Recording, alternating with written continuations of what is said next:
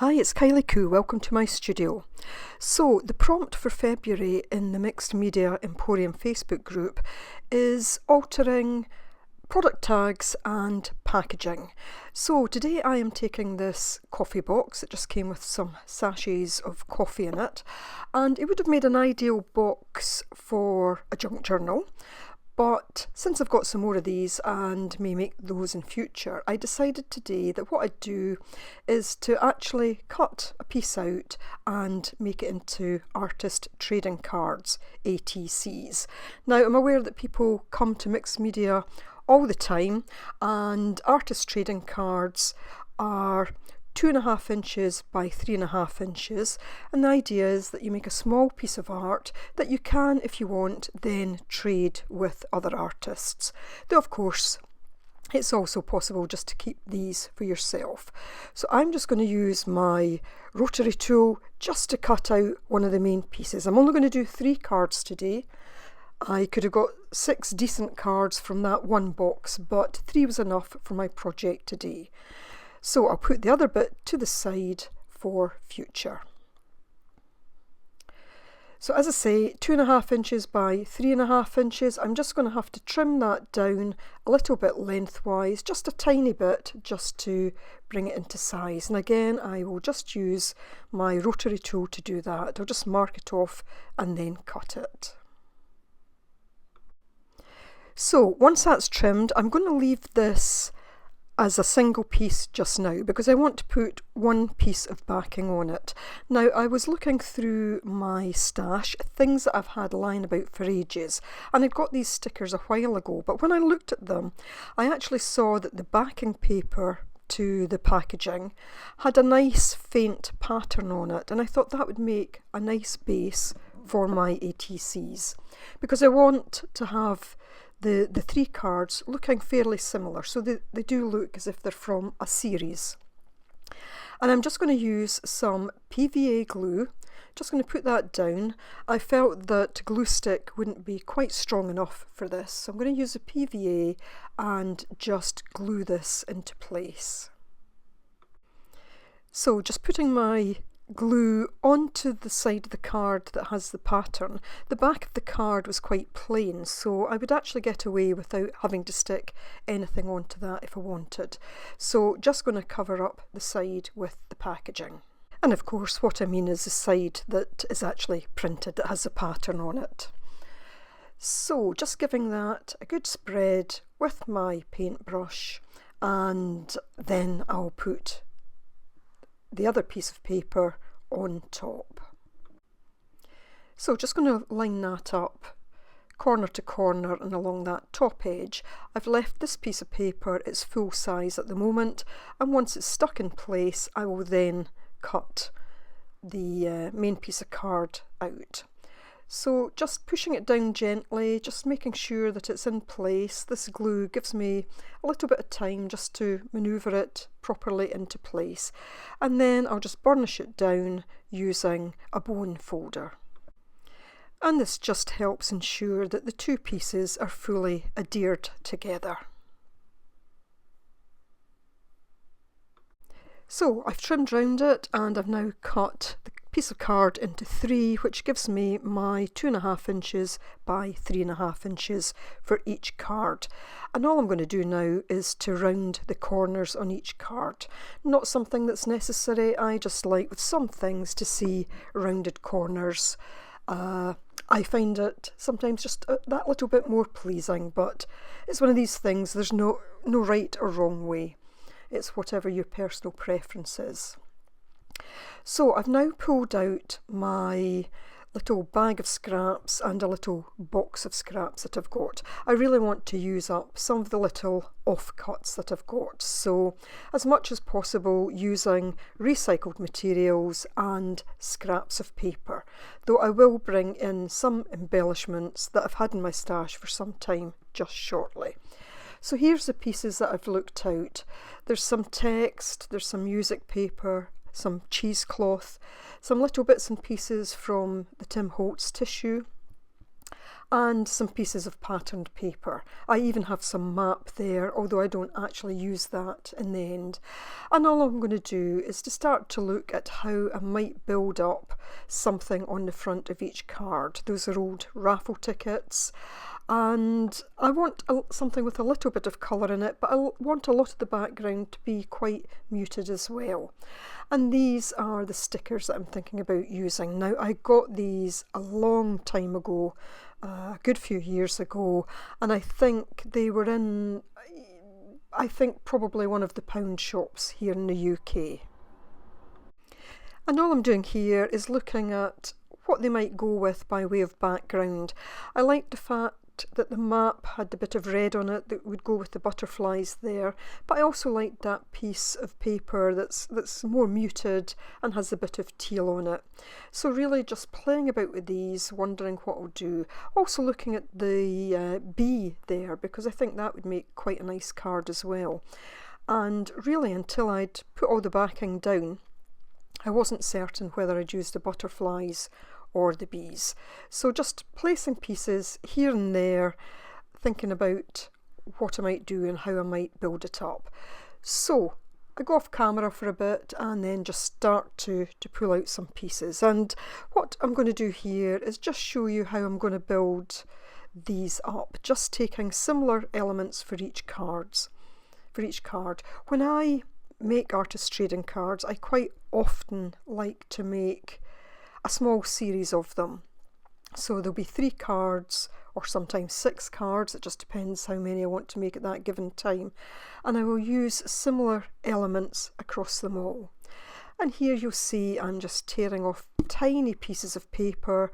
A lot of the time I don't like smooth edges.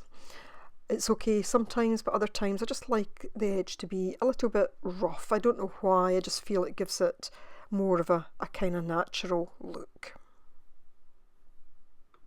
So I've put this bit on speed just so that you can see the process. I was going to cut it out, but I thought you might find it helpful just to see how I work through the process. And all I'm doing is taking those little bits of paper, those little scraps of paper, and looking at how they might sit together on the cards. And again, just trying to incorporate similar elements across each of the cards. As I always say, there's no right way or wrong way. It's just about creating something that you feel looks balanced, that you feel goes. I mean, oftentimes I will work in a way that is really just about sticking things down. I don't think too much about whether colours go or not. Today I had more of a kind of theme in mind, I suppose, in the sense that I wanted the background quite muted, quite plain, and yet with interest through the different types of papers that I was using. So a lot of kind of mono type papers there, even the tissue, you know, just the one kind of colour on it, very mono, but given that bit of translucent effect so that we'll see some of the other layers through it. And I decide that I don't want to put a complete butterfly on it, because if I'm going to then use the little butterfly stickers, I don't want the two to be in kind of competition with each other. Yet at the same time, quite nice to have that butterfly or part of a butterfly there as a part of the theme for the cards.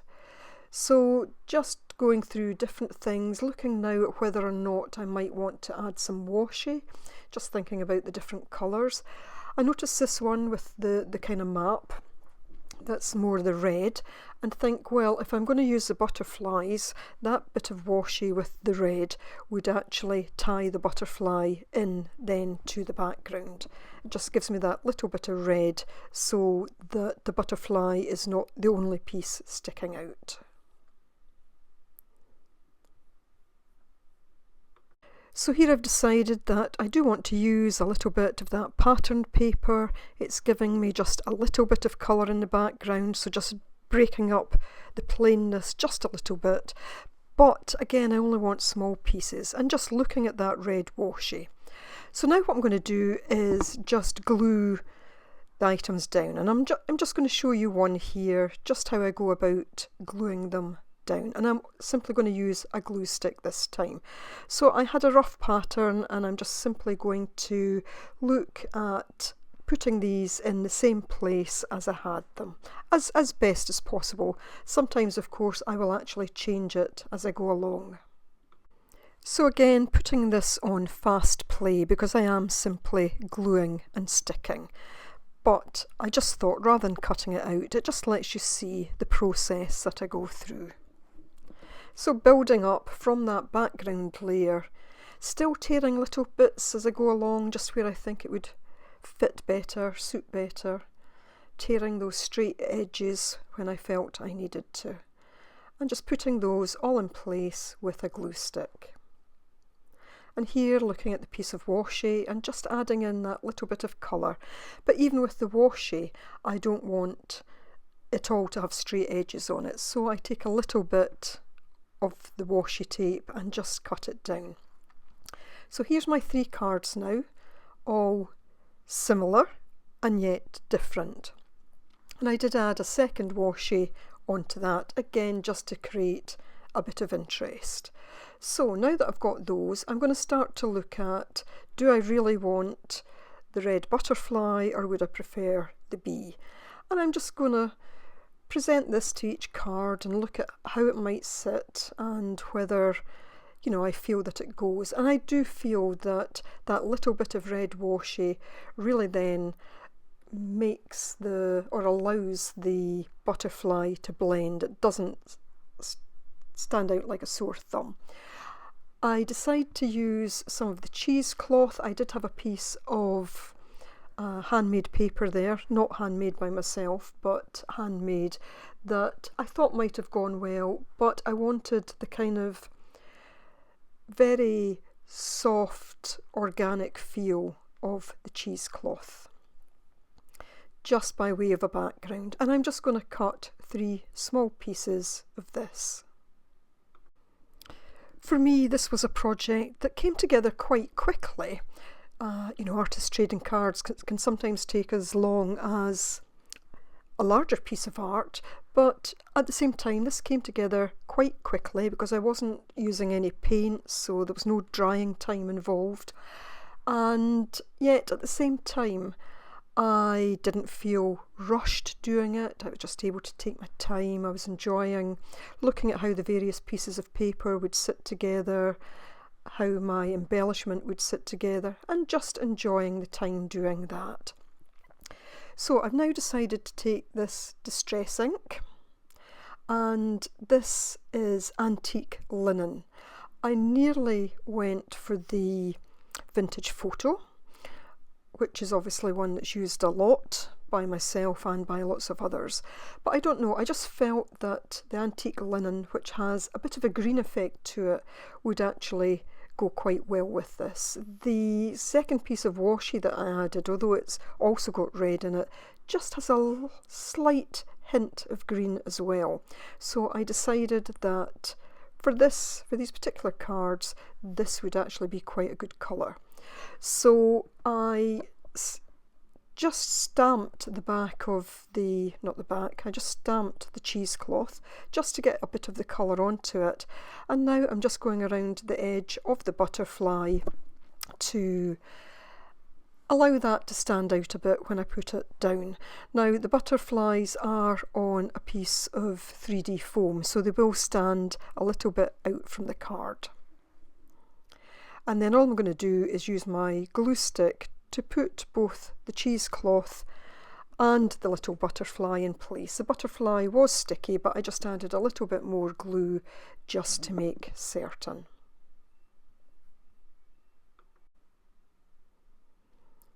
So just using a little bit of the glue stick to put that in place. Just stretching the cheesecloth out a little bit. Wiping any excess ink off the butterfly, and then just a tiny bit just to put that into place. And then I do that with all 3 cards, and on each card putting the butterfly in just a slightly different position.